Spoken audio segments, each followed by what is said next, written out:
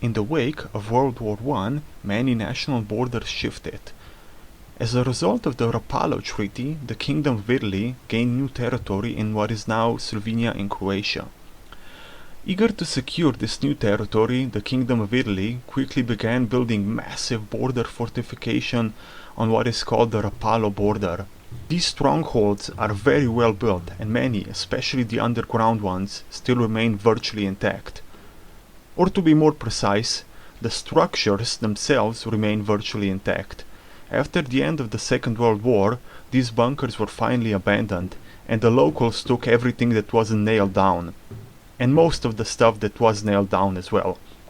Weapons and ammunition were obviously the first to go, but I also heard stories of people rolling whole wheels of Parmigiano Reggiano cheese from the tunnels.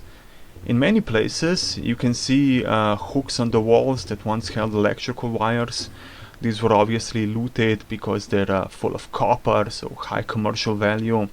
And crucially, people also stole the massive steel doors that once closed off these complexes and sold them for scrap metal. As a result of this, you can walk right in, no doors. These tunnels are absolutely massive. They go on for miles and miles. You can easily get disoriented in here, as you often reach a junction where every direction looks virtually the same. I often think about what an absolutely massive construction project this was. Here is something interesting. People often think that stalactites take millions of years to grow. And yes, there certainly are many formations in caves which are millions of years old. However, under the right circumstances, very thin hollow stalactites can form in mere decades. You can occasionally see them in parking garages as well. In this area there are a lot of warning signs telling you to stay away from the edge, because if you slip here it's not gonna be good. Beautiful view though. And right up here you can see the writings really on the wall. No doubt that it was an Italian bunker at some point. You know, some people get really disoriented and confused, maybe even have panic attacks here, but you know, if you're a guy like me who likes caves, you'll be totally fine in dark, confined spaces. In several points you can see me basically running or going really fast. That's because I got lost several times and then I'm backtracking and I know I went the wrong way, so I'm going back the same way and up the stairs, down the stairs. A lot of work. And right around here I found something pretty cute. Another frog. Can you see the guy? Well, it's a toad actually, pretty big toad. I did actually pick him up later.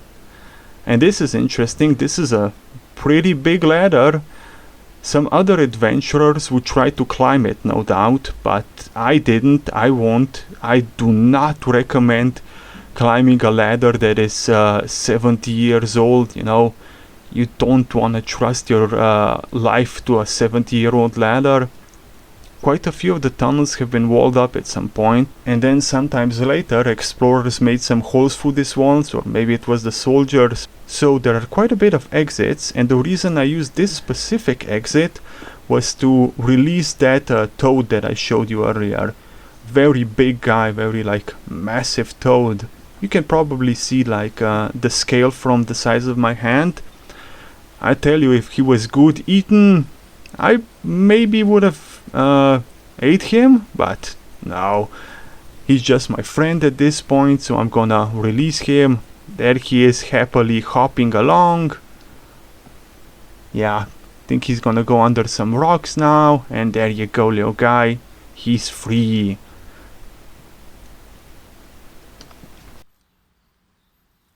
So I found something pretty cool. Unlike the other tunnels, this one appears to be of a different construction date, and this right here, as you will see, is a legitimate bunker. Here's a little air hole or emergency exit. Lots and lots of cave critters. I mean cave crickets. I mean both. And here we are at the actual bunker complex.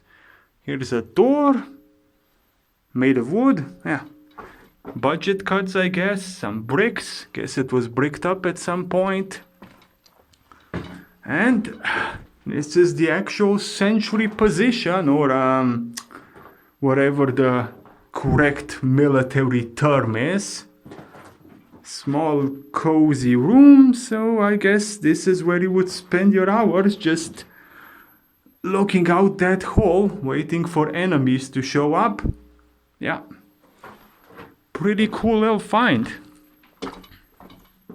I saved my favorite part for last, the flooded tunnels. They have that kind of special post-apocalyptic mystery, even beauty to them, and I just love them. So that's it for this video. I hope you enjoyed it, and don't forget to like and subscribe. See you guys.